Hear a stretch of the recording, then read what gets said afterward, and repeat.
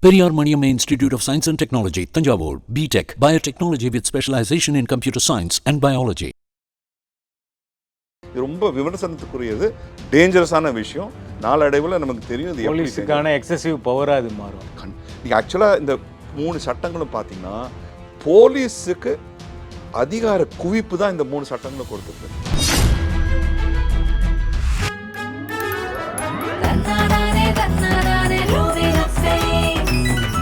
Victim side அப்ரோச்லேருந்து தான் இந்த சட்டத்தையே கொண்டு வரோம், ஸ்பீடி ஜஸ்டிஸ்க்காக கொண்டு வரோம்னு முற்றிலும் பொய்யுங்க அது. எந்த போலீஸ் அதிகாரி எந்த கேஸ்லையும் யாரை வேணாலும் ஹேண்ட்கப் போட்டே போகலாம் அப்படின்னு ரூலாகவே கொண்டு வந்துட்டாங்க. இது பயங்கர டேஞ்சரான ஒரு விஷயம். இது வந்து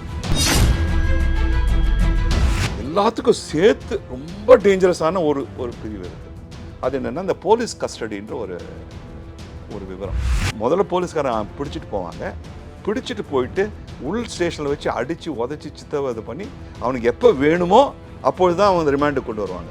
இப்போ நீங்கள் பெயிலில் வந்துடுறீங்க, பெயிலில் வந்து நீங்கள் 1 மாதம் இருக்கீங்க, இப்போ திடீர்னு போலீஸ் கஸ்டடி கேட்டு திருப்பி அரெஸ்ட் பண்ணி எடுத்துகிட்டு போயிடலாம். எவ்வளோ டேஞ்சர்னு பாருங்கள். இந்த திருப்பி போலீஸ் கஸ்டடியில் எடுத்துகிட்டு போகும்போது தான் அவனுக்கு ஏற்ற மாதிரி அடித்து வற்புறுத்தி ஒப்புதல் வாக்குமூலம்லாம் வாங்குறதுக்கு வாய்ப்பு இருக்குது. போலீஸ் கஸ்டடியிலேயே 60 நாள்லேருந்து 90 நாள் வரைக்கும் வச்சுக்கலாம். உள்துறை அமைச்சர் சொல்லிடுற அப்படிலாம் இல்லைங்க, நாங்கள் அப்படிலாம் 60 நாள் 70-90 நாளைக்கு கொண்டு வரல, நாங்கள் அப்படி செய்ய மாட்டோம், இவர் சொல்லிட்டு போயிடுவார். அடி 2 அடி எக்ஸ்ட்ரா விழும். இல்லை அப்போ அவர் பொய் சொல்கிறாருன்னு சொல்கிறீங்களா? எக்கனாமிக் செக்யூரிட்டி, பொருளாதார பாதுகாப்புக்கு எதிராக இருக்கக்கூடிய செயலும் டெரரிசம்னு கொண்டு வந்தாங்க. ஏன்னா ரொம்ப கொடுமையான சட்டம் அது. இப்போது ஸ்டெர்லைட்டுக்கு எதிர்த்தா தூத்துக்குடியில் மக்கள் வந்து பல வருடங்களாக எதிர்த்துருக்காங்க. இந்த டெரரிஸ்ட் கிரைமை வந்து யார் மேலே வேணால் பாயலாம். இந்த மாதிரியான அதிகாரத்தை போலீஸ்காரன்ட்ட கொடுத்தா இதுக்கப்புறமா மக்கள் எந்த வகையிலையும் ஜனநாயக போராட்டத்திலையும் ஈடுபட முடியாத அளவுக்கு.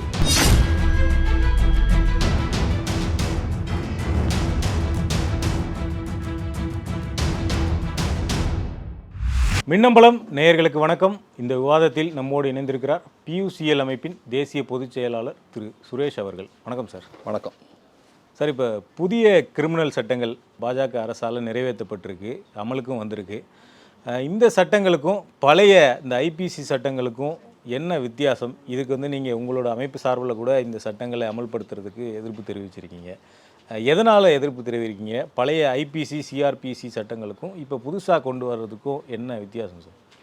இந்த புதிய சட்டங்கள் கொண்டு வந்ததற்கு முக்கியமான காரணம் என்ன சொன்னாங்கன்னா, பழைய சட்டங்கள் வந்து பிரிட்டிஷ் காலனி ஆதிக்கத்திலேருந்து கொண்டு வந்திருக்கு. பிரிட்டிஷ் அரசாங்கம் வந்து மக்களை ஒடுக்குவதற்காக கொண்டு வந்திருக்கக்கூடிய சட்டங்கள். இது இப்போ இந்திய நாடு, இந்திய சுதந்திரமான நாடு, இது இந்தியர்களுக்காக தனியாக சட்டம் வேணும்னு ஒன்று சொன்னாங்க. 2வது, சட்டங்களில் திருத்தம் கொண்டு வந்து பாதிக்கப்பட்டவருடைய நலனுக்காக நாங்கள் கொண்டு வரோம், பெண்களுடைய நலனுக்காக கொண்டு வரோம் என்ற கருத்தில் தான் கொண்டு வரேன்னு சொன்னாங்க. அப்படி சொன்ன அதே அரசாங்கம் ஆக்சுவலாக என்ன கொண்டு வந்திருக்காங்க, இந்த சட்டத்துடைய சாராம்சத்தை பார்த்திங்கன்னா 90% அந்த சட்டம் பழைய சட்டத்தை காப்பி தான் பண்ணியிருக்காங்க. இது நான் சொல்லலை, அரசாங்கம் இது பாராளுமன்ற ஒரு கமிட்டியே சொல்லியிருக்கேன். 85% கட் அண்ட் பேஸ்ட் தான் பண்ணியிருக்கீங்க. அப்போ இந்த மீதி இப்போ ஒரு 5% வந்து கொஞ்சம் சின்ன சிறிய மாற்றங்கள் கொண்டு வந்திருக்காங்க. 10% தான் பிரச்சனை இருக்குது. ஆனால் அந்த 10%ல் தான் அவங்க கொண்டு வந்திருக்கக்கூடிய விஷமம். இது எந்த வகையிலையும் பாதிக்கப்பட்டவர்களுக்கு நலனுக்கு இல்லை, பெண்களுடைய நலனுக்கு இல்லை, கூடுதலாக இந்த குற்றவியல் விதிமுறை முறைகளுக்கு உட்பட்டு இருக்கக்கூடிய மக்களுக்கு பெரிய அளவில் தான் பாதிப்பு இருப்போது. எப்படி பாதிப்பு இருக்க போகுதுன்னு நம்ம கூட பார்ப்போம். அடிப்படையாக பார்த்திங்கன்னா தத்துவமாக இருக்கக்கூடியதுன்னா நம்ம குற்றவியல் விதிமுறை சட்டங்களுக்கு அடிப்படையாக இருக்கக்கூடிய 2. 1, யார் மேலே குற்றம் சாட்டப்பட்டவரோ அவர் கடைசி வரைக்கும் கோர்ட்டில் நீதிமன்றத்தில் வந்து விசாரணைக்கு அப்புறமா சார்ஜ் ஷீட் போட்டு விசாரணை நடத்தி கோர்ட்டு மூலமாக இவர் குற்றம் செய்திருக்கார் என்ற ஒரு நிலைப்பாடுக்கு அப்புறமா தான் அவர் குற்றவாளின்னு கருதக்கூடியது. ஆங்கிலத்தில் என்ன சொல்லுவாங்கன்னா, இன்னசென்ட் டில் ப்ரூவ்ட் கில்ட்டி. ஒரு குற்றம் சாட்டப்பட்டவர் வந்து நிரபராதி, விசாரணை முடிந்த பிறகு தான் அவர் குற்றவாளி அப்படின்ற கருத்தில் தான் கொண்டு வந்திருக்காங்க. இப்போ இந்த 10%ல் கொண்டு வந்திருக்கக்கூடிய சட்டங்கள் இருக்கு இல்லையா, திருத்தவங்க வந்திருக்கா, இதை கம்ப்ளீட்டாக மாறுது. உதாரணத்துக்கு நான் சொல்கிறேன், இப்பொழுது இந்த விதிமுறைகளை வந்து 2 வகையாக பார்க்கணும். யாரெல்லாம் கம்ப்ளைண்ட் கொடுக்குறாங்க அவங்களுடைய பார்வையில் என்ன சட்டங்கள் கொண்டு வந்திருக்கு, உண்மையிலேயே அவங்களுக்கு பலம் கொடுக்குற மாதிரி இந்த சட்டங்கள் வந்திருக்கா, பாதிக்கப்பட்ட நபர்கள் சார்பாக குற்றம் கம்ப்ளைண்ட் கொடுக்கக்கூடிய சார்பு. 2வது, யாரால அரெஸ்ட் பண்ணுறாங்களோ அரெஸ்ட் ஆன ஆட்களுடைய உரிமைகள் என்ன, இது ரெண்டு பார்வையிலையும் நம்ம பார்க்கலாம்.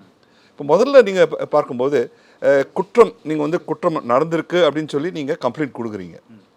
இன்னி வரைக்கும் இருக்கக்கூடிய சட்டத்தில் என்ன சொல்லியிருக்காங்கன்னா, ஒரு கம்ப்ளைண்ட்டில் குற்றம் நடந்தது வந்து பெரிய அளவு மக்களை பாதிக்கக்கூடிய ஒரு குற்றமாக இருந்தால், பாதிப்புன்னா என்ன அர்த்தம், அடிதடி உதை இல்லை ஆள் மீது இல்லை பொருள் மீது ஏதாவது பங்கம் விளைவிக்கிற மாதிரி இருந்துச்சுன்னா உடனுக்குடன் போலீஸ் வந்து அதில் இறங்கி அது நியாயம் கொடுக்குற மாதிரி இருக்கக்கூடிய சட்டங்களுக்கு காக்னிசபிள் அஃபென்ஸும்பாங்க. நான் ரொம்ப சாதாரணமாக சொல்கிறேன், காக்னிசபிள். அப்பொழுது என்ன சொல்லியிருந்தாங்கன்னா, உச்சநீதிமன்றத்துடைய ஒரு தீர்ப்பு வந்து 2014 வந்திருக்கக்கூடிய தீர்ப்பு 160 வருஷமாக இருக்கக்கூடிய இந்த சட்டங்களில் எஃப்ஐஆர் வந்து எப்போ போடலான்ட்டு ரொம்ப தெளிவாக சொல்லியிருக்காங்க. ஒரு கம்ப்ளைண்ட் கொடுத்தா அந்த கம்ப்ளைண்ட்டில் வந்து ரொம்ப தெளிவாக காக்னிசபிள் ஒஃபென்ஸ் நடந்துருச்சு இருந்ததுன்னா அப்பொழுது கண்டிப்பாக கம்பல்சரியாக எஃப்ஐஆர் ரெஜிஸ்டர் பண்ணணும் அப்படின்ட்டு. இதுதான் சட்டம். நிறைய பேருக்கு தெரியும், நீங்கள் கம்ப்ளைண்ட் போய் கொடுக்க போனீங்கன்னா போலீஸ்காரன் கம்ப்ளைண்ட் எடுக்க மாட்டான். கம்ப்ளைண்ட் எடுத்துகிட்டு ரெண்டு சைடுக்கும் இது பண்ணுறேன்னு சொல்லி கட்ட பஞ்சாயத்து பண்ணுற மாதிரி பண்ணி காசு வாங்கி தான் பண்ணது உண்டு. இதுதான் நடைமுறையில் இருக்கக்கூடியது. ஆகையால் காக்னிசபிள் ஒஃபென்சஸ் இருக்கக்கூடிய நேரத்தில் போலீஸ் வந்து கண்டிப்பாக கம்ப்ளைண்ட் தெளிவாக இருந்ததுன்னா அவங்க வந்து நீங்கள் எஃப்ஐஆர் போட்டு தான் ஆகணும். எஃப்ஐஆருக்கு போட்டுட்டு விசாரணையில் வந்து உண்மையில் இது பொய்யான குற்றம் அப்படின்னா அவரை வந்து நிராபராதிக்கலாம், இல்லை அவர் மீது இருக்கக்கூடிய வழக்கை வந்து நீங்கள் நீக்கிடலான்றது தான் சட்டம். நடைமுறையில் 160 வருஷமாக இல்லை. அது கடந்த 20 வருஷத்துல இந்த மாதிரி இல்லவே இல்லை. நாடு இங்கிலும் எல்லா மாநிலங்கள்லையும் போலீஸ்காரங்க கட்ட பஞ்சாயத்து பண்ணுற மாதிரி தான் பண்ணிட்டுருக்காங்க. இந்த மாதிரி விஷயங்களில் சாதாரண அடிதடியிலேருந்து தலித் மக்கள் மீது இருக்கக்கூடிய வன்முறையில் எஃப்ஐஆர் போட மாட்டாங்க, பெண்கள் மீது இருக்கக்கூடிய வன்முறைகளில் எஃப்ஐஆர் போட மாட்டாங்க, ஒரு ஃபேக்ட்ரியில் இருக்கக்கூடிய ஒர்க்கர்ஸ் வந்து போய் கம்ப்ளைண்ட் பண்ணால் கூட போட மாட்டாங்க. எல்லாத்துக்குமே இப்படி தான் நடந்திருக்கு. சட்டம் ஒன்று சொல்லும், நடைமுறையில் இருக்கிறது வேறு. எஃப்ஐஆர் போட வைக்கிறதுக்கே ஒரு போராட்டம் நடத்த வேண்டியிருக்கும். நான் 19 வருஷத்துக்கு அப்புறம் ஒரு கேஸ் ஜெயிச்சிருக்கேங்க. பல வருடங்களுக்கு முன்னாடி 19 வருஷம் ஒரு தலித் பெண் வந்து தன்னுடைய கணவர் வந்து போலீஸ்னால கொலை செய்யப்பட்டார்ன்ற கேஸில் 19 வருஷத்துக்கு அப்புறம் சென்னை உயர்நீதிமன்றம் வந்து எஃப்ஐஆர் போடுன்னு சொல்லுது. 19 வருஷத்துக்கு அப்புறம் என்ன விசாரணை செய்ய முடியும், என்ன நியாயம் கிடைக்கும், விட்னஸஸ் யார் இருப்பாங்க? எஃப்ஐஆர் போடுறதுக்கே 19 வருஷம் ஆயிடுச்சு. இது முதல்ல புரியும். இப்போ என்ன, உச்சநீதிமன்றம் என்ன சொன்னாங்கன்னா, இந்த மாதிரியான போலீஸ்காரங்கிட்ட இருக்கக்கூடிய இந்த ஓட்டைகளை நிரப்புற மாதிரி கண்டிப்பாக நீ எஃப்ஐஆர் போட்டே ஆகணும். 2-3 விஷயங்களில் மாத்திரம் தான் வந்து கொஞ்சம் மெதுவாக போடலாம். கரப்ஷன் இருக்கக்கூடிய கேசஸ்லோ இல்லை மேட்ரிமோனியில் கல்யாணம் சம்மந்தப்பட்ட விஷயங்கள்லையோ, இல்லை வந்து ரொம்ப நாளாக நீங்கள் கம்ப்ளைண்ட் பண்ணாமல் ஒரு வருஷம் 2 வருஷத்துக்கு கம்ப்ளைண்ட் கொடுக்காம திடீர்னு புதுசாக நீங்கள் கம்ப்ளைண்ட் கொடுத்தீங்க, அப்போ மாத்திரம் நீங்கள் ப்ரிலிமினரி என்கொயரி பண்ணலாம். மற்ற இடங்களில் ப்ரிலிமினரி என்கொயரி பண்ணக்கூடாது. ஏன்னா இன்றைக்கி போலீஸை நம்ப முடியாது. இது நான் சொல்லுங்க, உச்சநீதிமன்றமே சொல்லியிருக்கு. போலீஸ்காரங்க இதை வந்து பயன்படுத்தி கரப்ஷனுக்கு தான் பயன்படுத்துவாங்கன்னு சொல்லி ரீசெண்டாக போலீஸ் அதிகாரிகளுடைய முன்னாள் போலீஸ் அதிகாரிகளோட சங்கமே சொல்லியிருக்குது, இது வந்து கரப்ஷனுக்கு உண்டாக்கும் அப்படின்ட்டு.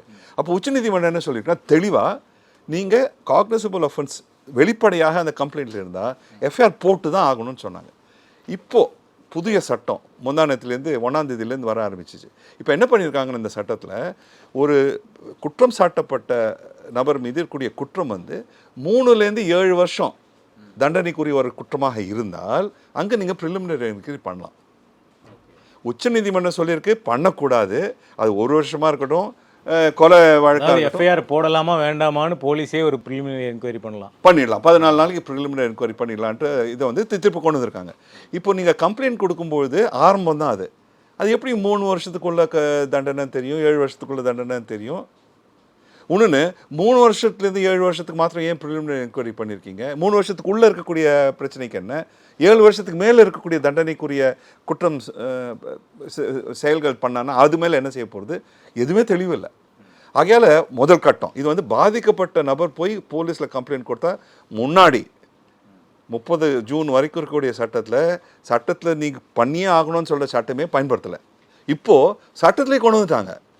3லேருந்து 7 வருஷத்துக்குள்ள உரிய தண்டனைக்குரிய குற்றமாக இருந்தால் நீ ப்ரிலிமினரி என்கொயரி பண்ணிடலான்னு சொல்கிறாங்க. இது கட்ட பஞ்சாயத்துக்கு மறைமுகமாக நடந்ததை சட்ட ரீதியாக பண்ணக்கூடிய ஒரு செயல்பாடாக வந்துருச்சு. இது ரொம்ப விமர்சனத்துக்குரியது, டேஞ்சரஸான விஷயம். நாளடைவில் நமக்கு தெரியும் இது எப்படி எக்ஸசிவ் பவராக அது மாறும். நீங்கள் ஆக்சுவலாக இந்த 3 சட்டங்களும் பார்த்தீங்கன்னா போலீஸுக்கு அதிகார குவிப்பு தான் இந்த 3 சட்டங்களும் கொடுத்துருக்கு. ஆனால் இப்போ அமித்ஷா சொல்லும்போது இது விக்டிம் சைட்லேருந்து நாங்கள் இந்த லாவை கிரியேட் அதான் சொல்லுங்க, முதல்ல நிறுத்துங்க. விக்டிம் சைடில் தான் நான் சொன்னேன். விக்டிம் நீங்கள் கம்ப்ளைண்ட் கொடுத்தா கண்டிப்பாக நீ வந்து எஃப்ஐஆர் போடணும். உச்ச நீதிமன்றத்துடைய 5 ஜட்ஜ் அடங்கிய ஒருமித்த கருத்தில் சொல்லியிருக்காங்க 2014. அந்த கருத்தை தூக்கி எறிகிற மாதிரி இப்போ இந்த சட்டத்தை கொண்டு வந்துட்டாங்க. எப்படி இதை நியாயப்படுத்துறது? அரசாங்கத்துக்கு தெரியும்ல உச்சநீதிமன்றம் சொல்லியிருக்காங்க, எதுக்காக சொல்லியிருக்காங்கன்னா தெரியும்ல. ஆனால் நீ என்ன வேணால் சொல்லு, நாங்கள் செய்கிறது தான் செய்வோம். நாங்கள் விக்டிம் சைடு அப்ரோச்லேருந்து தான் இந்த சட்டத்தையே கொண்டு வரோம், ஸ்பீடி ஜஸ்டிஸ்க்காக கொண்டு வரோம்னு சொல்கிறாங்க. முற்றிலும் பொய்யுங்க அது. நீ உள்ள பார்த்தீங்க, அது கொஞ்சம் விளக்கணை போட்டு இந்த சரத்துக்கள்லாம் பார்த்தீங்கன்னா அந்த மாதிரியே இல்லை. 45 டேஸில் ஜஸ்டிஸை வந்து நாங்கள் இது பண்ணுவோம், ட்ரையல் இது பண்ணி அப்படின்னு. இதுக்கு அடுத்தது அது சொல்கிறாருங்க, இப்போ நடைமுறையில் பார்ப்போம் நடக்குதா அப்படின்ட்டு. ரெண்டாவது, இப்போ வந்து கம்ப்ளைண்ட்டு குற்றம் கொடுக்கப்பட்டவருடைய நிலையிலேருந்து நம்ம பார்த்தோம். அதே சட்டம் இந்த பக்கம் பாங்க, அக்யூஸ் சைடில். இன்னி வரைக்கும் அக்யூஸ் சைடில் என்ன சொன்னாங்கன்னா, அவங்கள வந்து நீங்கள் ஹேண்ட் கஃப் பண்ணக்கூடாதுன்னு சொன்னாங்க. சரியா? எவ்வளோதான் மோசமான ஆளாக இருந்தாலும் நீங்கள் ஹேண்ட் கஃப் பண்ணணுன்னா ஒவ்வொரு முறையும் நீங்கள் கோர்ட்டுக்கு சொல்லி ஒரு பெட்டிஷனை போட்டு, ஏன் இந்த ஆள் வந்து டேஞ்சரு, இவர் மீது நீங்கள் எடுத்துகிட்டு போகணுன்னா ஹேண்ட் கஃப் போட்டு ஆகணும் அப்படின்ட்டு ஒவ்வொரு முறையும் நீங்கள் வந்து பர்மிஷன் வாங்கி தான் பண்ண முடியும். இப்போ என்ன பண்ணிட்டாங்கன்னா, எந்த போலீஸ் அதிகாரி எந்த கேஸ்லையும் யாரை வேணாலும் ஹேண்ட் கஃப் போட்டே போகலாம் அப்படின்னு ரூலாகவே கொண்டு வந்துட்டாங்க. இது பயங்கர டேஞ்சரான ஒரு விஷயம். இது வந்து அக்யூஸ் சைட்லேருந்து. ஸோ அக்யூஸ் சைட்லேருந்து இப்போ நாளைக்கு 2 வீடுகளுக்குள்ளே தகராறு, நான் போய் உங்கள் மேலே கம்ப்ளைண்ட்டை கொடுத்துட்டேன்னா, உங்களை வந்து போலீஸ்காரன் அரெஸ்ட் பண்ணிட்டான்னா, உடனே நாங்கள் என் கை வச்ச நேரத்துலேருந்து நீங்கள் ஓடி போகிற மாதிரி ஆளாக இருக்காது. நீங்கள் வயசான ஆட்களாக இருக்கலாம். சரியா? நீங்கள் அந்த இடத்துடைய ஒரு முக்கியமான ஒரு நபராக இருக்கலாம். அதெல்லாம் தேவையில்லை. போலீஸ் வந்து உங்களை சட்டப்படி அவங்களுக்கு இருக்கிற நியாயப்படி உங்களை வந்து ஹேண்ட் கஃப் பண்ணி எடுத்துகிட்டு போகலான்ற சட்டம் கொண்டு வந்துட்டாங்க. உச்ச நீதிமன்றம் பல முறை சொல்லிட்டாங்க, ஒரு நபரை வந்து நீங்கள் ஹேண்ட் கஃப் எடுத்துகிட்டு போனான்னா அவருடைய மாண்புக்கு பெரிய பங்கம் விளைவிக்கும். அந்த நபருக்கு மட்டுமில்லை, அவருடைய கூட சார்ந்த குடும்பம், அவருக்கு சார்ந்த கம்யூனிட்டி, எல்லாருக்குமே ஒரு பெரிய ஒரு இன்டிக்னிஃபைடு ஆக்டிவிட்டி. ஆகையால் நம்ம அரசியலமைப்பு சட்டத்தில் ரைட் டு டிக்னிட்டின்னு சொல்லியிருக்காங்க. ரைட் டு டிக்னிட்டியை எடுக்கக்கூடிய செயலாக தான் இந்த ஹேண்ட் கஃபிங் இருக்குது அப்படின்னு சொன்னதுனால தான் முன்னாடி என்ன சொன்னாங்க, ஒவ்வொரு டைமும் கோர்ட்லேருந்து அதிகாரம் பர்மிஷன் எடுத்து தான் பண்ணணுன்னாங்க. இப்போ அதை நீக்கிட்டாங்க. இது ஒன்று. ரெண்டாவது, இது அதோட டேஞ்சரஸ்ஸு. ஒவ்வொரு நாளும் யாரை அரெஸ்ட் பண்ணியிருக்காங்க அவங்களுடைய பட்டியல், பேர், விவரங்கள் வந்து வர்ச்சுவல் மீடியமில் கொண்டு வரணும்னு சொல்லிட்டாங்க. அப்படின்னா இன்றைக்கி வர்ச்சுவல் மீடியம்னா வாட்ஸ்அப் போன்ற விஷயங்களில் சோஷியல் மீடியாவில் கொண்டு வரலாம். ஒவ்வொரு நாளில் யாரை எந்தெந்த போலீஸ் ஸ்டேஷனில் அரெஸ்ட் பண்ணாங்கன்னா அந்த போலீஸ் ஸ்டேஷனுடைய எஸ்ஐ அவர் மேலே இப்போ நிர்பந்தம் பண்ணிட்டாங்க, நீங்கள் வர்ச்சுவல் மீடியமில் இந்த டேட்டாவை அப்லோட் பண்ணுன்ட்டு. இப்போ உங்களுக்கே நீங்கள் புரிஞ்சுக்கோங்க, இப்போது ஒரு ஆனர் கில்லிங் நடக்குது, இல்லை ஜாதி தகராறு நடக்குது, இல்லை பல வகையில் மற்ற தகராறு நடக்குது. அரெஸ்ட் பண்ண ஆட்களுடைய பேர் வெளியில் போட்டால், அவருடைய விவரங்கள்லாம் வெளியில் வந்துடுச்சுன்னா, இப்போது பெரிய ஒரு ப்ராப்ளம் என்னென்னா, அந்த எதிர்க்கக்கூடிய ஆட்கள் அவர்கள் வீடுகளில் போய் தாக்கிறதுக்கு வாய்ப்பு இருக்குது. நான் சொல்கிறது வந்து நடக்காத விஷயம் இல்லைங்க. கடந்த 5 வருஷத்தில் தினசரி நடந்திருக்கக்கூடியது. ஒரு குற்றவாளின்னு யாரோ அரெஸ்ட் பண்ணிட்டு போயிட்டாங்க. இப்போ அவருடைய பேசிக் சட்டத்தில் என்ன சொல்கிறது, கடைசி வரைக்கும் அவர் நிரபராதின்னு தான் அவரை கருதணும். இப்போ என்ன பண்ணிட்டாங்க, குற்றவாளின்னு கருதப்பட்டாங்க. சட்டப்படி யாராவது ஒரு போலீஸ்காரன் அரெஸ்ட் பண்ணிட்டா அவன் தான் குற்றம் செய்யப்பட்டிருக்கான் அப்படின்னு அவருடைய டீட்டெயில்ஸ் எல்லாம் வந்து நீங்கள் வர்ச்சுவலில் போட்டிங்கன்னா ரொம்ப டேஞ்சர்.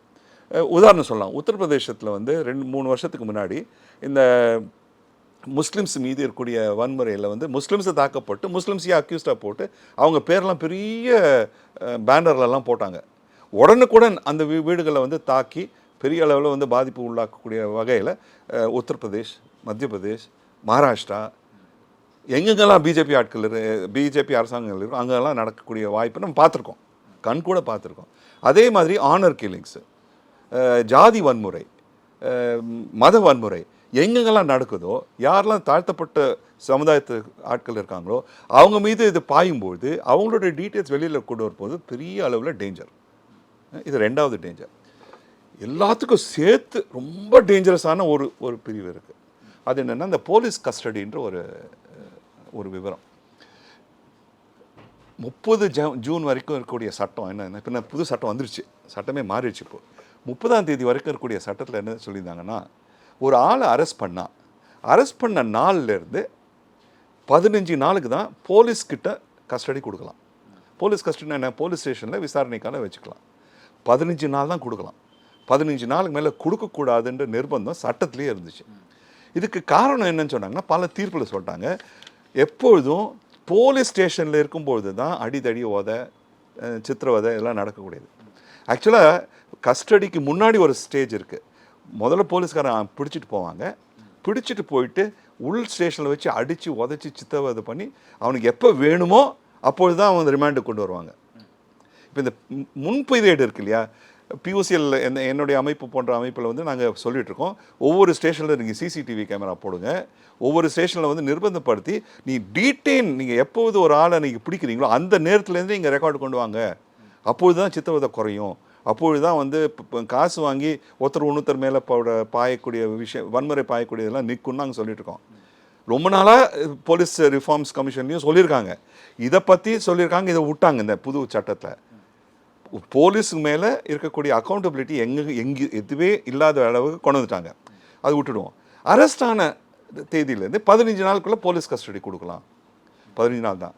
அதுலேயும் என்ன சொன்னாங்கன்னா, 15 நாள் வந்து 3 முறைக்கு தான் கேட்கலாம். இது வந்து ஒரு உதாரணமாக சொன்னால் தான் உங்கள் நேயர்களுக்கு புரியும். முன்னாடி என்ன சொல்லிட்டு இருந்தாங்கன்னா, இப்போ 1ஆம் தேதி ஒரு ஆளை அரெஸ்ட் பண்ணுறாங்க. போலீஸ் ஸ்டேஷன் என்ன சொல்கிறாங்க, மேஜிஸ்ட்ரேட் முன்னாடி போயிட்டு நாங்கள் அரெஸ்ட் பண்ணிட்டோம், எங்களுக்கு வந்து 15 நாள் வேணும் விசாரணை செய்கிறதுக்கு. பொதுவாக நீதிமன்றங்கள் பார்த்துட்டு 15 நாளும் கொடுக்க மாட்டாங்க, ஒரு 5 நாள் கொடுப்பாங்க. ஸோ முதல்ல 5 நாள் கொடுக்குறாங்க.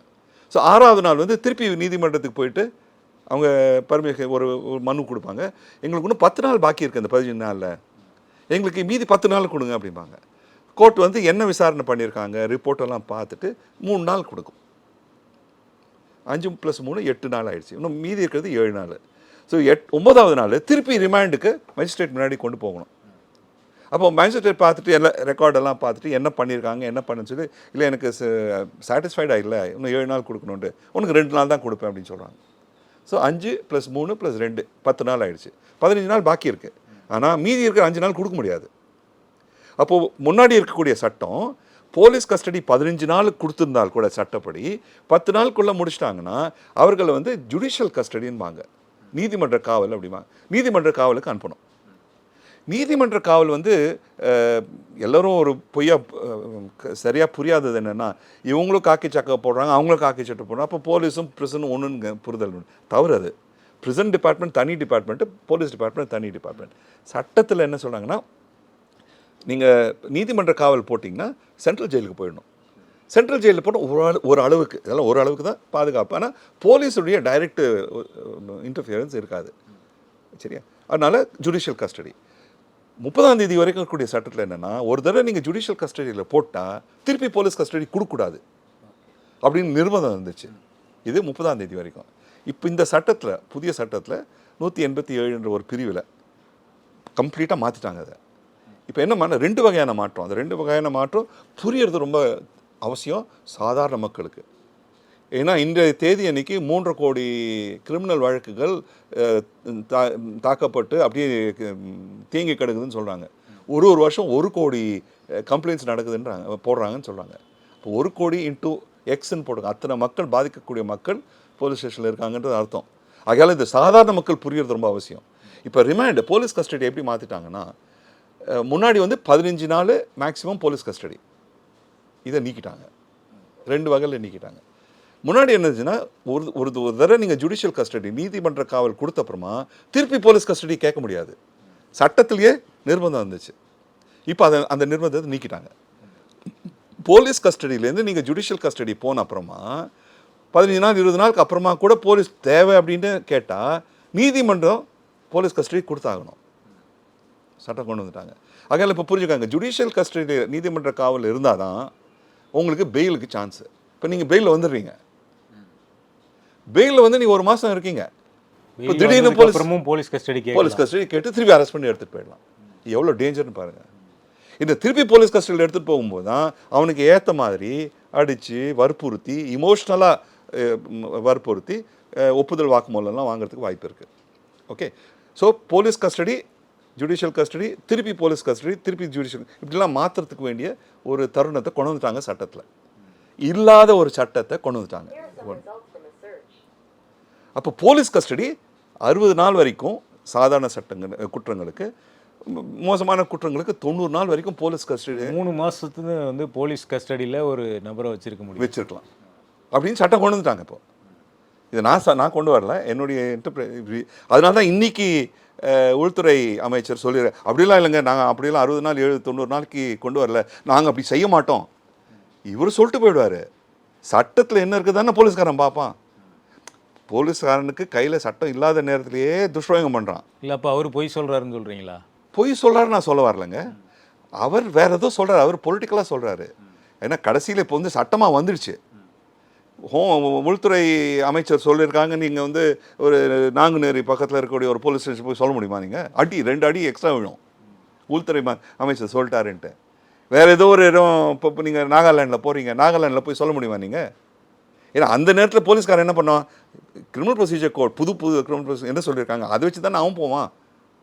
இது இன்றைக்கி சொல்கிறார், நாளைக்கு மறந்துடுவாங்க எல்லாரும். சட்டத்தில் என்ன இருக்குன்றதான் நீதிமன்றமும் பார்க்கும். அதனால் நீதிமன்ற பார்வையில் பார்க்கும்போது, நீதின்ற இதில் பார்வையில் பார்க்கும்போது இன்றைக்கி போலீஸ் கஸ்டடி முன்னாடி 15 நாள் தான் இருக்கணும் மேக்ஸிமம் சொன்னதோனே 60லேருந்து 90 நாள் வரைக்கும் நீடிக்கலாம் அப்படின்ற ஒரு நிலைப்பாட்டை இன்றைக்கி சட்டத்தில் கொண்டு வந்துட்டாங்க. எங்களை மனித உரிமை பார்வையில் பார்க்கும்போது, சாதாரண ஆட்களுடைய பார்வையில் பார்க்கும்போது இது மிகப்பெரிய டேஞ்சர். இந்த போலீஸ்க்கு அந்த அளவுக்கு அதிகார குவிப்பு கொடுக்குறாங்க. இப்போ பொதுவாக நம்ம சொல்லும் போதெல்லாம் மக்கள் பேசும்போதெல்லாம் இந்தியன் ஜுடிஷியல் சிஸ்டம் பற்றி பேசும்போதெல்லாம் இன்றைக்கி ஒரு கேஸு ஃபைல் பண்ணால் இன்னொரு 20 வருஷம் கழிச்சோ 30 வருஷம் கழிச்சோ தான் அதுக்கு தீர்ப்பு வரும். இடையில் அந்த குற்றவாளி அவன் வந்து செத்தே போயிடுவான். நம்ம உதாரணத்துக்கு நம்ம வாச்சாத்தி வழக்கில் பார்த்தோம். அதில் அக்யூஸ் ஆன நிறையா பேர் வந்து அந்த தீர்ப்பு வெளில வரும்போது அவங்க இறந்து போனதெல்லாம் பார்த்தோம். இப்படி ஒரு விமர்சனம் மக்கள்கிட்ட உண்டு. இப்போ இந்த புதிய சட்டத்தில் நாங்கள் அந்த ஜஸ்டிஸ் அந்த இதை வந்து நாங்கள் ஸ்பீடி ஜஸ்டிஸ் கொண்டு வரோம் இந்த சட்டத்தின் மூலமாக அப்படின்னு சொல்கிறாங்க. ஒரு பொய்யை வந்து மக்களுக்கு தெரியப்படுத்தணுங்க. இன்னைக்கு நீதி தாமதமாக கிடைக்கிறதுன்ற ஒரு குற்றச்சாட்டு உண்மை. ஆனால் சாதாரண மக்கள் வந்து தாமதத்தை பற்றி தான் பார்க்குறாங்களே ஒழிய அந்த தாமதத்துக்குரிய காரணம் என்னது பார்க்குறதில்ல. அரசியல் கட்சிகளும் இதை பற்றி விளக்குறதில்ல. இன்னும் எல்லா அரசியல் கட்சிகளும் என்ன, நாளைக்கு ஆட்சிக்கு வந்துட்டால் இதே மாதிரி சட்டங்கள் இருந்தால் நமக்கு ஹெல்ப் ஆகும். நாங்கள் அதனால தான் சொல்லிகிட்ருக்கோம், கடந்த 50 ஆண்டு காலமாக டிஎம்கேயும் சரி ஏடிஎம்கேயும் சரி 2 பேருமே போலீஸ்காரங்க துஷ்பிரயோகம் பண்ணியிருக்காங்க. தமிழ்நாடே ஒரு போலீஸ் ஸ்டேட்டுன்னு தான் நாங்கள் பகிரங்கமாக சொல்லிகிட்ருக்கோம், ரொம்ப நாளாக சொல்லிகிட்ருக்கோம். இன்றைக்கி மறைமுகமாக இருந்த போலீஸ் ஸ்டேட்டு இன்றைக்கி சட்டப்படி ஆகிடுச்சு. இன்றைக்கி இப்போ தாமதத்துக்கு காரணம் என்ன? நல்ல நீதிமன்றங்கள் இல்லை, நீதிமன்றங்களில் இன்ஃப்ராஸ்ட்ரக்சர் இல்லை, அதை நீங்கள் ப்ரொவைட் பண்ண மாட்டேன்றீங்க. எத்தனை 1,00,000 மக்களுக்கு எத்தனை நீதிபதி இருக்கணுன்ற ஒரு கணக்கு இருக்குது. அதில் மிகவும் பின்தங்கிய நிலையில் இந்தியா இருக்குது. இன்ஃப்ராஸ்ட்ரக்சரே இல்லை. புதிய சட்டத்தில் என்ன சொல்லியிருக்காங்கன்னா, ஒரு போலீஸ் அதிகாரி வந்து ஒரு குற்றம் செய்யப்பட்ட ஒரு இடத்துக்கு போகிறாரு, ஒரு ரேப் நடந்துச்சு. ரேப்பில் அங்கே நடக்கும்போது அங்கேயே உடனுக்குடன் இருக்கக்கூடிய காட்சியை வந்து அவர் வந்து எலக்ட்ரானிக் எவிடன்ஸாக எடுக்கலாம்னு சொல்லியிருக்காரு. வீடியோகிராஃப் பண்ணிடலான்டாரு. சரி, இப்போ வீடியோகிராஃப் பண்ணுறதுக்கு வந்து நல்ல ஒரு கையில் வீடியோ கேமரா இருக்கணும்ல. சரியா, சாதாரண ஸ்மார்ட் ஃபோனில் தான் நிறைய பேர் போலீஸ்காரங்க வச்சுருக்காங்க. இப்போது அரசாங்கத்து மேலே ஒரு பொறுப்பு இருக்குது இல்லையா, நல்ல ஒரு வீடியோ எடுக்கக்கூடிய மெஷின்ஸு, அதுக்கு தகுந்த டெக்னாலஜி புரிந்த ஆட்கள் தேவையில்லை. ஒவ்வொரு போலீஸ் ஸ்டேஷன்லையும் வெறும் ஸ்டேட் ஹெட் குவார்ட்டர்ஸில் வச்சா பத்தாது இல்லை, மதுரையோ சேலத்துலையோ ஈரோட்டில் இருந்தால் பத்தாது, குக்கிராமத்துலையும் வேணும்ல. இப்போ எல்லாருக்கும் அது ஏற்பாடு பண்ணியிருக்காங்களா பார்த்தீங்கன்னா இல்லை. ஆகையால் தான் முன்னாள் டிஜிபி போலீஸ் ஆஃபீஸர் சேர்ந்த ஒரு ஃபவுண்டேஷன் இருக்குது, இந்தியன் போலீஸ் ஆஃபீஸர்ஸ் ஃபவுண்டேஷன், ஒரு போலீஸ் ஃபவுண்டேஷன். நேற்றுக்கு தான் அவங்க வந்து உள்துறை மந்திரிக்கு ஒன்று கொடுத்துருக்காங்க. நீங்கள் கொண்டு வந்திருக்கிற சட்டங்கள்லாம் சரிதான், திருத்தங்கள்லாம் கொண்டு வந்திருக்கீங்க, எலக்ட்ரானிக் எவிடன்ஸ் எல்லாம் சேர்க்கணும்னு சொல்லியிருக்கீங்க. ஆனால் எலக்ட்ரானிக் எவிடன்ஸ் சேர்க்கறதுக்கு முன்னாடி எலக்ட்ரானிக் இன்ஃப்ராஸ்ட்ரக்சர் உருவாக்கிக்கிங்களா? இல்லையே. உடனுக்குடன் நீங்கள் எலக்ட்ரானிக்காக நீங்கள் ரெக்கார்ட் பண்ணுறது வந்து நீங்கள் அப்லோட் பண்ணணும்னு சொல்கிறாங்க. அப்லோடுக்கு இன்றைக்கி சென்னையிலேயே பாதி இடத்துல 5G கிடையாது. சென்னையில் 5G இல்லைன்னா அருப்புக்கோட்டையில் 5G இருக்குமா? இப்போ நீங்கள் அங்கே போகிறீங்க, அந்த நீங்கள் வந்து எலக்ட்ரானிக்காக நீங்கள் எவிடன்ஸ், ஏன்னா சட்டம் இப்போ சொல்லுது அவர் எடுத்தாகணும், இன்வெஸ்டிகேட்டிங் ஆஃபீஸர் இன்ஸ்பெக்டர் பண்ணி ஆகணும்னு. அது எங்கே போய் அதை நீங்கள் அப்லோட் பண்ண போகிறீங்க? அப்லோட் ஆகலைன்னா அந்த டேட்டா வந்து ப்ராப்ளம் ஆகிடுச்சுன்னா அதுக்கு பொறுப்பு யார்? ஒரு டேட்டா சரியில்லாத எலக்ட்ரானிக் டேட்டாவில் வந்து மிஸ்யூஸ் பண்ணுறதுக்கு நிறைய வாய்ப்புகள் இருக்குது. இல்லாத நபரும் சேர்க்கறதுக்கு வாய்ப்பு இருக்குது. அதை எப்படி நீங்கள் தடுக்க போகிறீங்க? டேட்டா ப்ரொடெக்ஷனுக்கு ஏதாவது சட்டம் கொண்டு வந்திருக்கீங்களா? இல்லை. டேட்டாவை துஷ்பிரயோகம் பண்ணனா அந்த போலீஸ் நபர் மீது என்ன ஆக்ஷன் எடுக்கணும் சட்டத்தில் இருக்கணும்ல. அதை பற்றி எந்த வகையிலையும் அவங்க கொண்டு வராத பட்சத்தில் என்ன புரிதல் ஆகுது? இன்ஃப்ராஸ்ட்ரக்சரே கொடுக்கல. இப்போ இந்த சார்ஜ் ஷீட் போடுறது, எஃப்ஐஆர் போடுறது, இதெல்லாம் நாங்கள் வந்து ரொம்ப ஸ்பீடி ஆக்கியிருக்கோம். இதன் மூலமாக ஜஸ்டிஸ் சீக்கிரம் வழங்கப்படும்னு சொல்கிறாங்க. அது உண்மையாக இருக்குது? அவங்க என்ன பண்ணியிருக்காங்கன்னா சட்டப்படி சொல்லியிருக்காங்க 60 நாள் 90 நாள் 3 மாதம் 4 மாதத்தில் முடிக்கணும்னு சொல்கிறாங்க. இதுக்கு முன்னாடி இருக்கக்கூடிய சட்டத்திலேயே நிறைய இருக்குது இந்த மாதிரி பிரிவு. நம்ம நாளடைவில் பார்த்துருக்கோம், நடைமுறையில் எதுவுமே நடக்கலை. ஏன்னா இன்ஃப்ராஸ்ட்ரக்சரே கொடுக்கல. அதிக தேவையான போலீஸ்க்கு வெஹிக்கிள்ஸு, ஜீப் இருந்தால் டிரைவர் இருக்காது, ஜீப்பும் டிரைவர் இருந்தால் பெட்ரோல் இருக்காது, இது 3 இருந்தால் வண்டி ஓடாது. இந்த நிலைமையில தான் இந்தியாவில் ஃபுல்லாக இருக்கும். இப்போ சட்டத்தில் கமிட்மெண்ட் தேவையில்லை, இன்ஃப்ராஸ்ட்ரக்சர் தேவை. இன்ஃப்ராஸ்ட்ரக்சர் டெவலப்மெண்ட் தேவை. அதுக்கு நீங்கள் நிதி உதவி போடுங்க, கம்ப்யூட்டர் உதவி போடுங்க. இப்போ நீதிமன்றங்கள் மேலே இப்போ பயங்கர பெரிய அளவில் ப்ரெஷர் வரப்போகுது இந்த புதிய சட்டங்கள்னால. ஏன்னா எல்லாமே அன்னன்னைக்கு போட்டாகணும்னு சொல்கிறாங்க. இப்போ அன்னன்னைக்கு போட்டாகணும்னா இன்ஃப்ராஸ்ட்ரக்சர் எலக்ட்ரானிக் இன்ஃப்ராஸ்ட்ரக்சர் கோர்ட்ஸில் இருக்கணும்ல. நீங்கள் ஸ்டேட் ஹெட் குவார்ட்டர்ஸை கண்ணு வச்சு பார்க்காதீங்க. தூரத்தில் இருக்கக்கூடிய ஒரு இடம், ஒரு ஆதிவாசி இடம் இல்லை தலித் இடம், அந்த இடத்துல இருக்கக்கூடிய நீதிமன்றத்தை எடுத்துங்க. அங்கே இன்ஃப்ராஸ்ட்ரக்சர் இருக்கா இல்லையா? அங்கேருந்து ஆரம்பித்து தான் நீங்கள் ஸ்டேட் ஹெட் குவார்ட்டர்ஸ்க்கு வரணும்.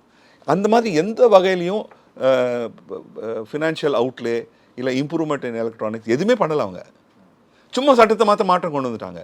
இந்த சட்ட மாற்றத்தில் வந்து நடைமுறையில் ஒன்று இருக்குது, சட்டத்தில் ஒன்று ரெண்டாவது இருக்குது. நடைமுறையில் கம்ப்ளீட்டாக அதிகார குவிப்பு போலீஸ்கிட்ட இருக்கும்போது இது துஷ்பிரயோகம் தான் ஆகும். இப்போ முக்கியமாக அவங்க காயின் பண்ணக்கூடிய டேர்ம் வந்து டெரரிசத்தை வந்து பீட் பண்ணுறதுக்கு இந்த சட்டத்துக்குள்ளே நிறையா நாங்கள் வந்து இன்க்ளூட் பண்ணியிருக்கோம் அப்படின்னு சொல்கிறாங்க. இதை எப்படி பார்க்குறீங்க? இது தாங்க, இது இன்னும் ஒரு பெரிய பொய் உருவாக்கியிருக்காங்க. இது கொஞ்சம் நுணுக்கம் தேவை. ஆகையால் உங்கள் நேயர்கள் என்னை கொஞ்சம் மன்னிக்கணும், கொஞ்சம் டீட்டெயிலாக சொல்கிறது தேவை.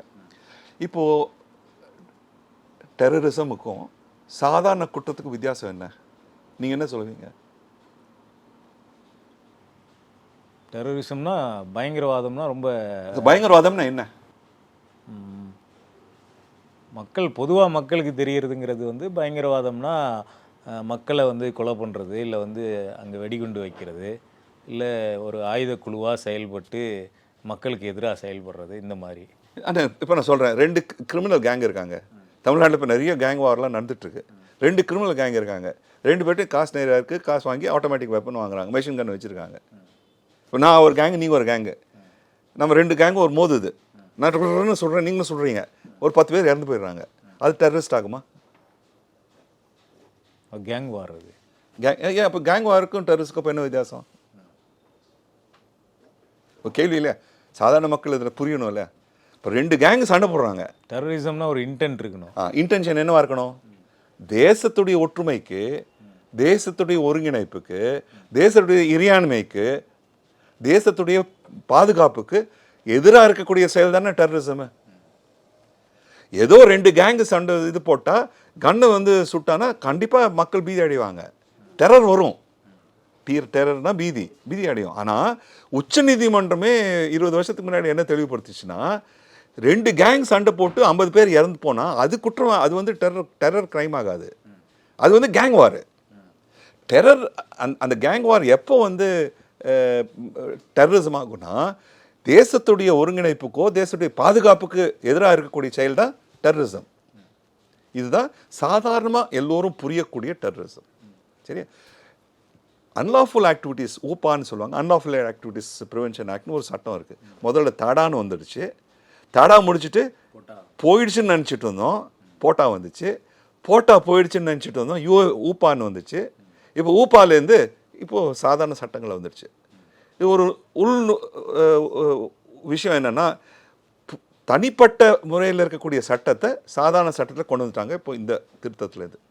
இப்போ செக்ஷன் 113 இந்த பாரதிய நியாய சன்ஹிதான்னு சொல்லக்கூடிய இதில் வந்து இந்த புதுசாக பிஎன்எஸ்ன்னு சொல்கிறாங்க, ஐபிசிக்கு ஈக்குவலண்டாக டெரரிசத்தை கொண்டு வந்துட்டாங்க.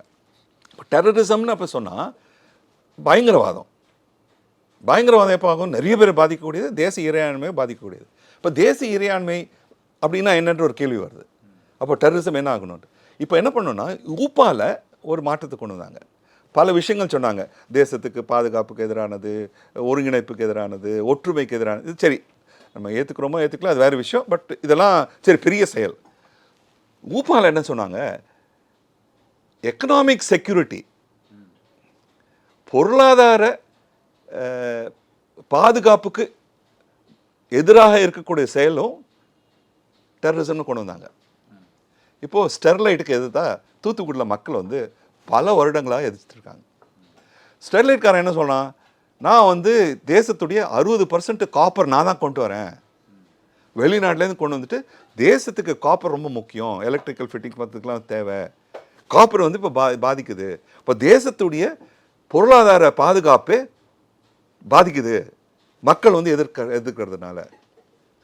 இப்போ இன்றைக்கி எதிர்த்ததுனால மக்கள் மீது வந்து பல வகையில் குற்றத்தெல்லாம் போட்டாங்க, ப்ரொஹிபிஷன் ஆர்டரை மீறி போனாங்க, அடிதடியில் இறங்கினாங்க, அப்படிலாம் போட்டாங்க, ராயட்டிங்லாம் நடந்துச்சுனாங்க. ஆனால் இப்போ இருக்கக்கூடிய சட்டத்தில் பொருளாதார பாதுகாப்பை எதிர்க்கக்கூடிய இல்லை பாதிப்பு ஏற்படக்கூடிய செயலும் டெரரிஸ்ட் கிரைம் ஆகிடுச்சு. இது ஊப்பாவில் இருந்துச்சு, அதே தான் காப்பி பண்ணி இங்கே போட்டிருக்காங்க. கேள்வி என்னென்னா, எக்கனாமிக் செக்யூரிட்டி எதிர்த்து நிறைய பேர் போராடுறாங்க. மைனிங் எதிர்த்து போராடுறாங்க மக்கள். மைனிங் விட்டுருங்க, இப்போ இது இருக்குது, சாண்ட் இருக்குது, சாண்ட் மைனிங் இருக்குது, மணல் மாஃபியாவுக்கு எதிர்த்து பல மாவட்டங்களில் இப்போ செயல்பாட்டு இருக்கு. இன்னொரு சொல்லலாம், அரசாங்கம் வந்து பொலிட்டிஷியன்ஸுடைய சார்பு சொல்லலாம், இது வந்து பொருளாதார பாதுகாப்புக்கு. இங்கே தஞ்சாவூர் டெல்டாவில் மீத்தேன் எக்ஸ்ட்ராக்ஷனுக்கு எதிராக போயிடுச்சு. இப்போ சிப்காட் எஸ்டேட், இப்போ சமீபத்தில் கூட அந்த அந்த ஆட்கள் மீது, ஃபார்மர்ஸ் மீது வந்து என்எஸ்ஏல போட்டு உள்ளே வச்சாங்க, கூண்டா சட்டத்தில் வச்சாங்க. நாங்களும் சொன்னோம், எப்படி அது வந்து ஃபார்மர்ஸ் வந்து சண்டை போடுறாங்க நிலத்துக்காக, நில பாதுகாப்புக்கு, அவங்களை எப்படி நீங்கள் கூண்டான்னு போடலான்னு கேட்டோம். சிப்காட் இங்கே மேல்மா பகுதியில். ஸோ தமிழ்நாட்டிலேயே இந்த கடந்த ஒரு 4-5 வருஷத்துலேயே பார்க்கலாம், திமுக வந்து அப்பமா கூட நிறைய கேஸில் வந்து ஆட்கள்லாம் போட்டிருக்காங்க, அதிமுக நிறைய பேர் மேலே போட்டாங்க. ஆக கட்சி சார்பு இல்லது, அரசாங்கம் அதிகாரத்தில் இருக்கும்போது எல்லார் மேலேயும் பாயுது இது. ஆக எக்கனாமிக் செக்யூரிட்டின்ற ஒரு விஷயத்தை வந்து ரொம்ப புகுத்திருக்காங்க டெரரிசம்ன்ற க்ரைமில். நான் சாதாரணமாக தான் சொல்ல, மற்ற பிரிவுகள்லாம் இருக்குது, ரொம்ப டேஞ்சரஸான பிரிவு. சரியா? ஒன்று.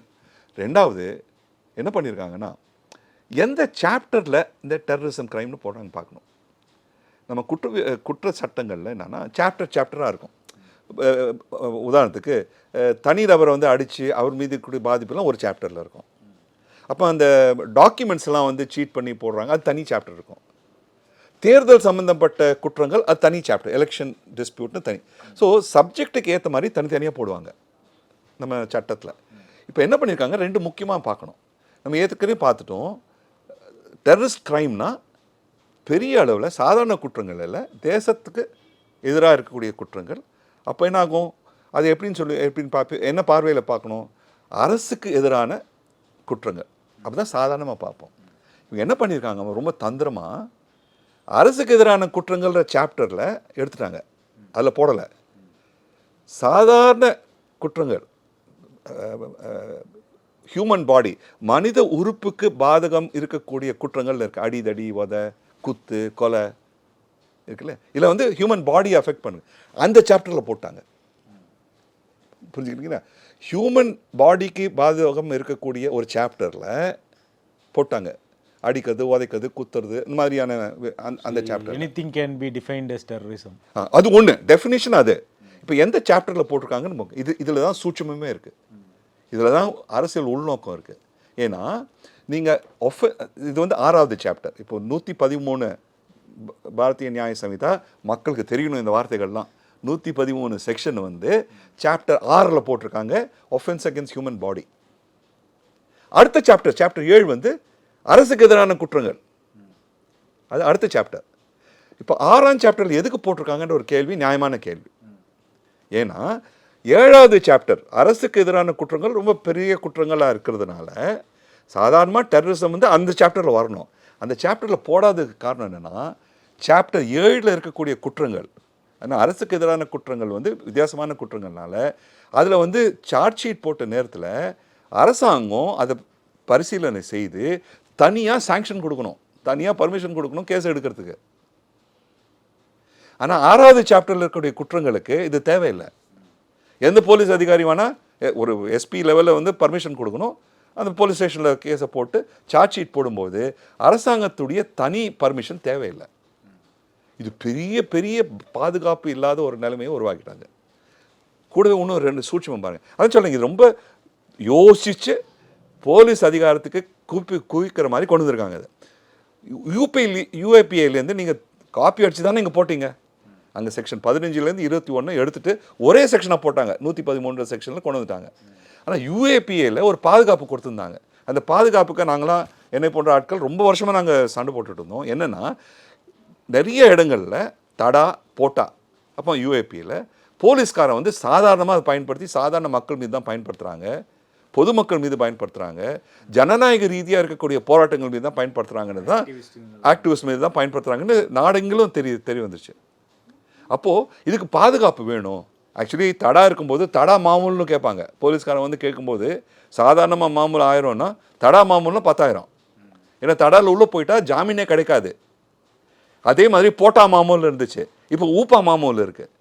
இப்போ நடைமுறையில் இருக்குங்க, பல மாநிலங்களில் இது இருக்குது.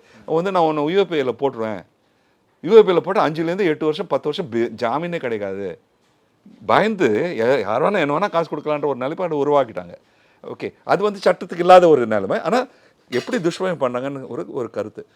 இதை கூட சேர்ந்து பார்க்கும்போது இப்போ ஊப்பாவில் என்ன ஒரு சட்ட திருத்தம் கொண்டு வந்தாங்கன்னா, நடுவில் என்ன சட்டத்துக்கு கொண்டு வந்தாங்கன்னா, ஒரு விசாரணை முடிஞ்ச அப்புறமா சார்ஜ் ஷீட்டும்பாங்க, அந்த சார்ஜெல்லாம் சேர்த்து ஒரு தனிநபர் குழுக்கு அனுப்பணும். அந்த தனிநபர் குழு வந்து அரசாங்கத்துடைய குழுவாக இருக்கக்கூடாது. ஏன்னா தனிநபர்களாக இருந்து அந்த விஷயங்களை அந்த டாக்குமெண்ட்ஸ்லாம் பார்த்துட்டு உண்மையிலேயே இது டெரரிசமாக இல்லையா அப்படின்னு ஒரு பரிந்துரை கொடுக்கணும். அதுக்கு ரொம்ப ஸ்ட்ரிக்டாக 14 ஒர்க்கிங் டேஸ்ன்னு சொன்னதுக்கு என்னென்னா, சனிக்கிழமை ஞாயிற்றுக்கிழமை சேர்க்கக்கூடாது. 14 ஒர்க்கிங் டேஸ்க்குள்ளே தனிநபர் அடங்கிய ஒரு கமிட்டி அரசாங்கத்துக்கு அவங்களுடைய பரிந்துரை சொல்லணும். இல்லைங்க யூஏபிஏ சரியில்லைங்க, இது சாதாரண சட்டத்தில் எடுத்துகிட்டு போயிடலாம், யூஏபிஏ தேவையில்லை, ஏன்னா ரொம்ப கொடூரமையான சட்டம் அது அப்படின்னு சொல்லிட்டு அவங்க பரிந்துரை கொடுக்குறதுக்கு அவங்க அதிகாரம் இருக்குது. ஏன்னா இண்டிபெண்டன்ட் கமிட்டி. அரசாங்கம் அதை அவங்களுடைய பரிந்துரையை பார்த்து போலீஸ்காரனுடைய விசாரணையை எடுத்து சேர்த்து அவங்க தனியாக ஒரு நிர்ணயத்துக்கு வரலாம். நடந்திருக்கு, நாடில் பல இடங்களில் நடந்திருக்கு, நடக்கலைன்னு சொல்ல முடியாது. ஆகையால் இந்த மாதிரியான பாதுகாப்புகள், ஏன்னா இந்த டெரரிஸ்ட் கிரைம்ஸ்லாம் ரொம்ப மோசமான ஒரு ஒஃபென்ஸாக இருக்கிறதுனால நம்மளுடைய உரிமைகள்லாம் பாதிக்கக்கூடிய நிலைமையில் இருக்கிறதுனால அப்பொழுது வந்து சட்ட திருத்தங்கள் கொண்டு வந்தாங்க. இப்போ அதே யூஏபிஏ காப்பி பண்ணி இங்கே போட்டல, அந்த பாதுகாப்பு இங்கே கொண்டு வரலாம்ல, அந்த பாதுகாப்பு கொண்டு வரல. ஒட்டுமொத்தமாக பார்க்கும்போது டெரரிஸ்ட் கிரைம் வந்து கிரைம் அகேன்ஸ்ட் ஹியூமன் பாடின்னு கொண்டு வந்தீங்க, 6வது சாப்டர் கொண்டு வந்தீங்க. 6வது சாப்டர் கொண்டு வந்ததுக்கு உள்நோக்கம் வந்து நீங்கள் வந்து சாங்ஷன் டு ப்ராசிக்யூட் தேவையில்லை. யூஏபிஏல இருக்கக்கூடிய பாதுகாப்புகள் கொண்டு வரல. இதெல்லாம் தெரிஞ்சு தான் கொண்டு வந்திருக்காங்க, தெரியாமலாம் வரல. அவங்களுக்கு கண்ணோட்டத்தில் இல்லைன்னு சொல்ல, இருக்கிற சட்டத்தை எந்த சட்டத்துலேருந்து காப்பி பண்ணாங்களோ அந்த சட்டத்துலேயும் இருக்குது. இதெல்லாம் ஒட்டுமொத்தமாக பார்க்கும்போது என்ன ஒரு புரிதல் வரும்? வேணும்ன்ட்டு தானே கொண்டு வந்திருக்காங்க. ஆகையால் இனி இருக்கக்கூடிய நிலையில் இந்த டெரரிஸ்ட் கிரைமை வந்து யார் மேலே வேணால் பாயலாம். இந்த எக்கனாமிக் செக்யூரிட்டின்னு கொண்டு வந்ததுனால யார் மேலே வேணால் பாயலான்ற ஒரு நிலைமையை உருவாக்கிட்டாங்க. இப்போ கூட இன்னொரு சட்ட திருத்தம் கொண்டு வந்தாங்க. இது ரெண்டுத்தையும் பார்க்கணும் சேர்த்து. அந்த இதில் என்ன பார்த்தீங்கன்னா, செக்ஷன் 153ன்னு பாரதிய நியாய சன்னிதாவில் கொண்டு வந்திருக்காங்க. முன்னாடி section 124A 124A Indian penal கோடு, இந்திய ஐபிசி செடிஷன்ற ஒரு இது இருந்துச்சு, தேச துரோகம்னு ஒரு பிரிவு இருந்துச்சு. தேச துரோகம்னு சொல்லப்பட்டிருந்தது பிரிட்டிஷ் காலகட்டத்தில் கொண்டு வந்துருச்சு. மகாத்மா காந்தியை வந்து அதில் வந்து குற்றவாளின்னு ஒரு கோர்ட்டில் சொல்லும்போது அவர் சொன்னார், this is the prince amongst political ஒஃபென்சஸ்னாரு.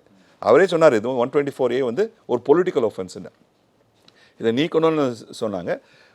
இதே உள்துறை அமைச்சர் நீங்கள் சொன்னீங்க, அந்த உள்துறை அமைச்சர் வந்து ரொம்ப பெருமையாக சொன்னார், நாங்கள் வந்து நீக்கிட்டோம், செடிஷனை நீக்கிட்டோம் அப்படின்ட்டாரு. அவர் என்ன சொல்லலைன்னா, அந்த செடிஷனை பின்னாடி டோர்லேருந்து வந்துருச்சு. இப்போ 153ன்னு செடிஷன்ற வார்த்தையை நீக்கிட்டாங்க. அந்த செடிஷனுடைய உள்நோக்கத்தை கம்ப்ளீட்டாக கொண்டு வந்துட்டாங்க. அதே சட்டத்தை இன்னும் மோசமாக கொண்டு வந்துட்டாங்க. இப்போ ஏன் மோசம்னு சொல்கிறோன்னா, பல விஷயங்கள் சொல்கிறாங்க. நேயர்களுக்கு வெறும் சில வித்தியாசத்தை மாத்திரம் சொன்னால் போகிறோம். நீங்கள் செய்யக்கூடிய செயல்பாடுகள் சப்வர்சிவ் ஆக்டிவிட்டீஸ், சட்டத்துக்கு விரோதமாக இருக்கக்கூடிய ஒரு செயல்பாடுகளாக இருந்தால், இந்த சப்வர்சிவ் ஆக்டிவிட்டீஸ்க்கு டெஃபினேஷன் இல்லை.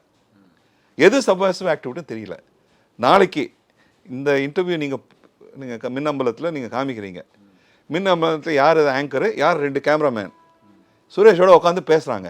இது மூலமாக பொதுமக்கள்கிட்ட இந்த சட்டத்துக்கு எதிரான ஒரு ஃபீலிங்ஸ் உருவாக்குறான் அப்படின்னா 150 முன்னாடி வந்து அரசியலாகும். இப்போ வந்து இந்த புதிய சட்டத்தில் இந்த செடிஷன் வார்த்தை நீக்கிட்டா பாலிடிக்ஸ் போன மாதிரி இருக்கு. ஆனால் உள்ள பாலிடிக்ஸ் அதிகமாக தான் இருக்குது.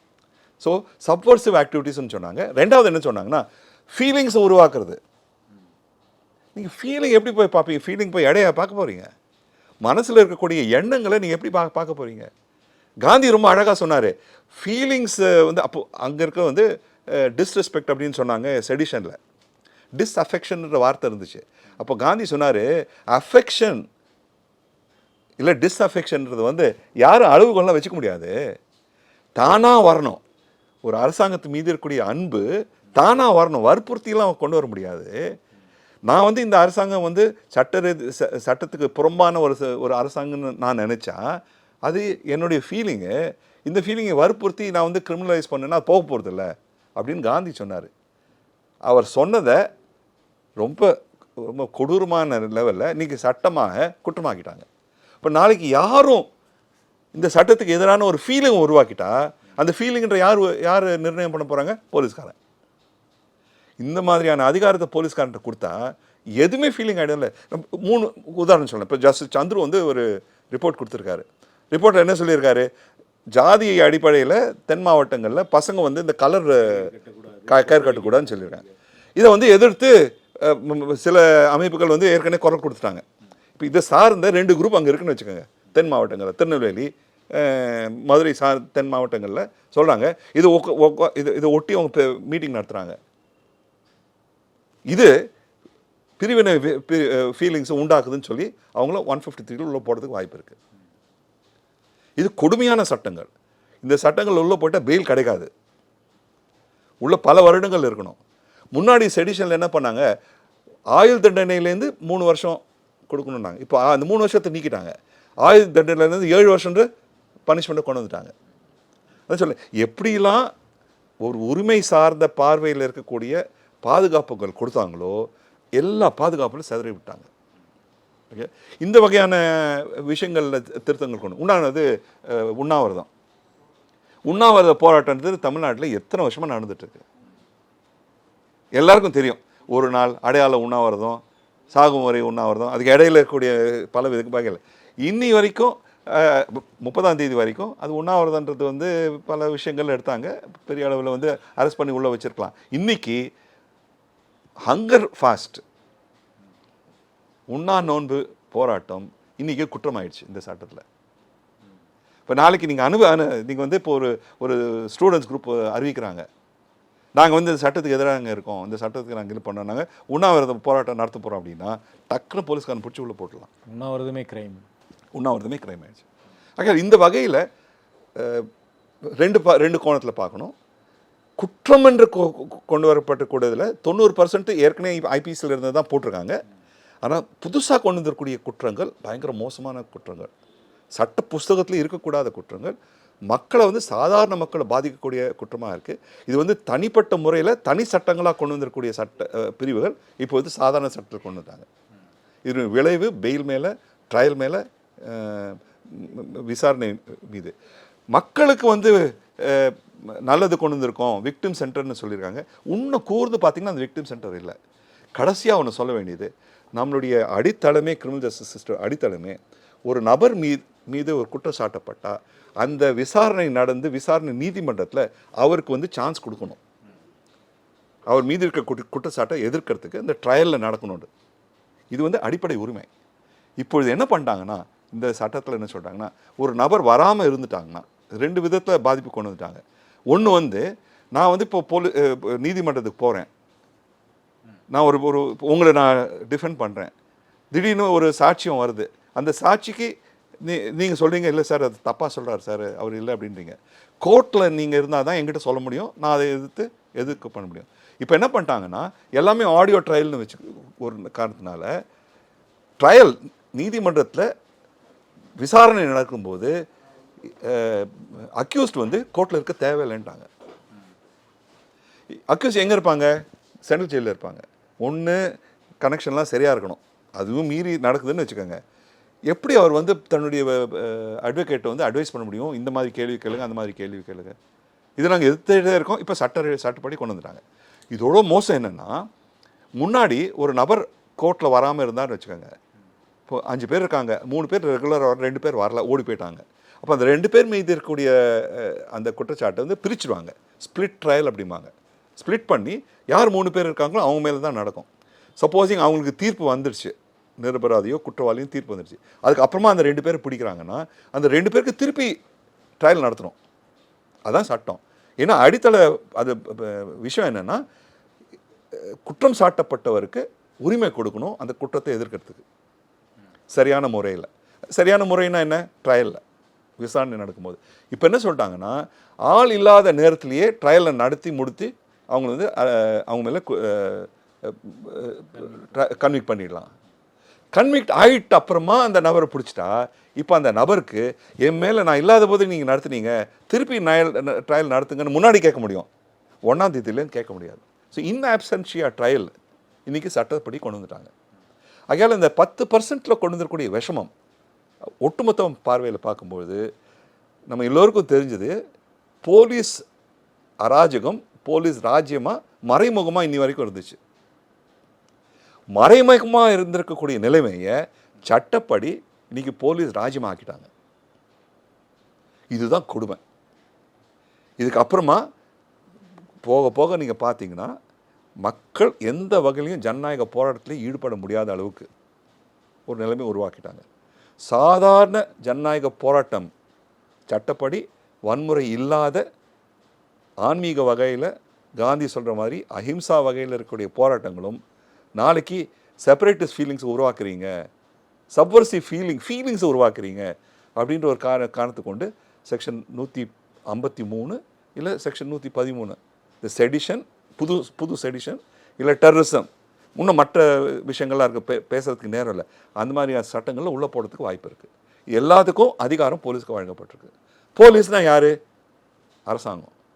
எங்களை சார்ந்த கண்ணபிரான் சொன்ன மூத்த வழக்கினர் ஒன்று சொன்னார், த லா டிஃபைன்ஸ் ஒஃபென்ஸ், ஸ்டேட் டிஃபைன்ஸ் ஒஃபெண்டர். சட்டம் வந்து எது குற்றச்செயல்னு சொல்லும், யார் குற்றவாளின்னு நிர்ணயம் செய்கிறது சட்டம் இல்லை, அரசாங்கம். இன்றைக்கி அரசாங்கமே பொலிட்டிக்கல் அரசாங்கமாக இருக்கும்பொழுது போலீஸும் அந்த அரசுக்கு சார்ந்து அரசியல்வாதிகளுக்கு சார்ந்து இருக்கக்கூடிய போலீஸாக இருக்கிற பின்னணியில் யார் மீது இந்த சட்டம் பாயும், யார் மீது பாயாததுன்றது எந்த வகையிலுமே நியாயமான ஒரு நிலைமை இல்லை இன்றைக்கி. அதுக்கு தான் நாங்கள் கேட்டுட்ருக்கோம், போலீஸ் அதிகாரிகள் துஷ்பிரயோகம் பண்ணும்போது அவர்கள் மீது ஆக்ஷன் எடுப்பதற்கு வேண்டிய சட்டத்தை கொண்டு வாங்கன்ட்டு. மாறாக இந்த புதிய சட்டத்தில் என்ன கொடுத்துருக்காங்கன்னா, ஒரு போலீஸ் அதிகாரி இல்லை பப்ளிக் சர்வெண்ட் மேலே நீங்கள் கம்ப்ளைண்ட் கொடுத்தீங்கன்னா அந்த கம்ப்ளைண்ட்டு கோர்ட் வந்து நம்பர் பண்ணுறதுக்கு முன்னாடி 2 பணி ஆகணும். எந்த போலீஸ் ஆஃபீஸரோ இல்லை எந்த பப்ளிக் சர்வெண்ட் மேலே நீங்கள் குற்றம் சாட்டியிருக்கீங்களோ அவர்கிட்ட கேட்கணும், நீ என்னையா சொல்கிற அப்படின்ட்டு. அப்புறமா அந்த நபருடைய மேல் அதிகாரிகிட்ட கேட்கணும், நீ என்ன சொல்கிற இதை பற்றி அப்படின்ட்டு. இந்த 2 விஷயம் சொன்னாதான் கோர்ட் வந்து கம்ப்ளைண்ட்டு போலீஸ் அதிகாரியோ இல்லை பப்ளிக் சர்வெண்ட் மீது, பப்ளிக் சர்வெண்ட் தான் வார்த்தை சொல்கிறாங்க, பப்ளிக் சர்வெண்ட் வந்து இன்க்ளூட்ஸ் போலீஸ், அவங்க மீது நீங்கள் ஆக்ஷன் எடுக்கலாம். ஒரு தாசில்தார் வந்து காசு வாங்கி உங்கள் வீடை டெமாலிஷ் பண்ணுறாரு, வீட்டிலேருந்து தூக்கி எறிகிறாரு, இல்லை போலீஸ் அதிகாரம் பண்ணுறாங்கன்னு வச்சுக்கோங்க, நாளைக்கு நீங்கள் கம்ப்ளைண்ட் கொடுக்கறது நீதிமன்றம் வந்து மேஜிஸ்ட்ரேட் கோர்ட்டு ஃபைல் எடுத்துக்க முடியாது. ஏன்னா இந்த நிர்பந்தத்தை கொண்டு வந்துட்டாங்க.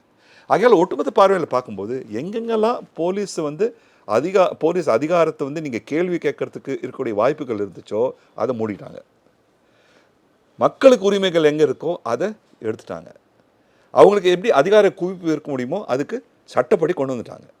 ஒட்டுமொத்த வரையில் பார்க்கும்போது இது ஒரு போலீஸ் அரசாங்கம் மட்டுமில்லை, ஒரு போலீஸ் ராஜ்யத்தை உருவாக்கக்கூடிய சட்டமாக தான் விளங்குறது என்று நாங்கள் பிஓசியில் ஒரு அறிக்கை கொண்டு வந்திருக்கோம்.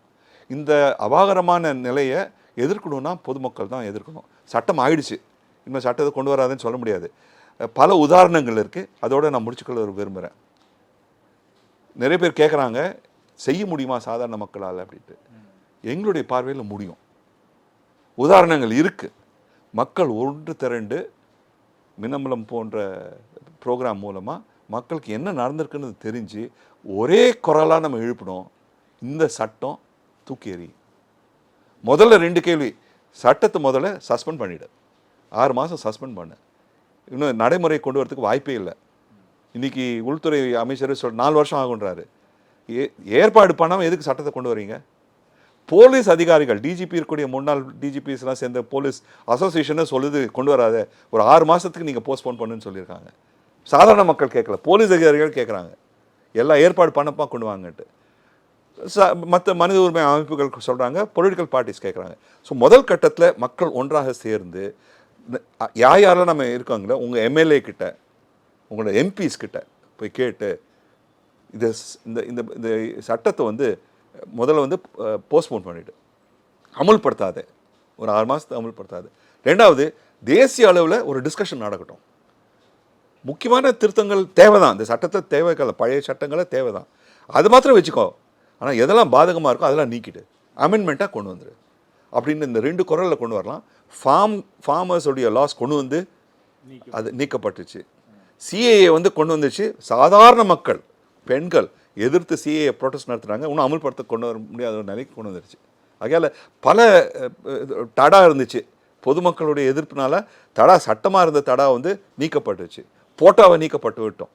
ஆகையால் உதாரணங்களுக்கு நம்மளுடைய கடந்த 30 ஆண்டு காலத்திலேயே சாதாரண மக்கள் ஒன்று திரண்டு உரிமை குரலுக்காக நிற்கக்கூடிய நிலையில் நின்னானா கண்டிப்பாக வெற்றி மக்களுக்கு அடையும் என்ற கருத்து எங்களுடைய கருத்து. நன்றி சார். நன்றி, வணக்கம். விரிவாக கருத்துக்களை பகிர்ந்துக்கிட்டீங்க. Periyar Maniamma Institute of Science and Technology, Thanjavur, BTech, Biotechnology with specialization in computer science and biology.